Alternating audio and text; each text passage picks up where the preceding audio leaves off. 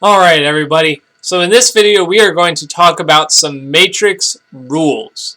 And these rules are kind of going to feel boring, annoying to go through. We're not going to have a whole lot of examples, they're just kind of facts. But they're really important to understand and to know and recognize so that you can work with matrices well.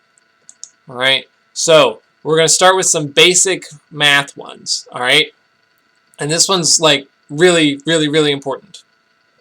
A times B is not necessarily equal to B times A. Alright? Sometimes it can be, but for the most part, don't assume that you can just flip-flop your positions, right? So in normal math, 3 times 4 is the same as 4 times 3. We're allowed to do that. But in matrices, we can't. We have to be really careful because usually this is not true. And the first way you can see it, right, is just in thinking about the size of the dimensions, right? 2 by 3 matrix and a 3 by 4 matrix, you can multiply those two together, right? Because the inner dimensions have to match.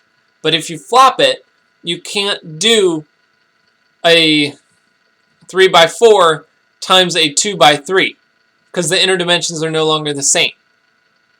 So that's rule 1. A times B is not necessarily equal to B times A. The next one is about a constant, a positive constant, right? So if you have A times B and you have some number out in front, 2, 3, a fifth, whatever, right? This number C.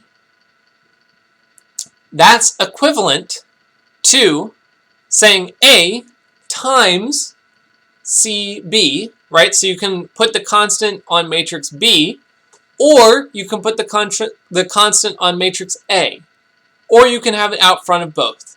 All right, so you're allowed to move positive constants that are being multiplied onto any of your matrices. Next rule, the order in which you do the multiplication doesn't matter. Okay? So if you are trying to multiply A times B times C, and you're allowed to, all right, this is all assuming that you're allowed to do that based on the dimensions, right? You can do A times B and then multiply by C, or you can do A first and then do B times C and then multiply that by A. All right, so it doesn't matter which two you do first. Either way, it's allowed. And the last basic math rule is that if you have A plus B multiplied by matrix C, you can distribute. And you can do A times C, and then you can add B times C. Alright? So those are kind of like the basic math rules for matrices. And now we're going to talk about some fancy rules for matrix operations. Okay? So if you guys remember, we talked about the transpose. Well, if you have A times B and you take the transpose of that, that's equivalent to B transpose times A transpose.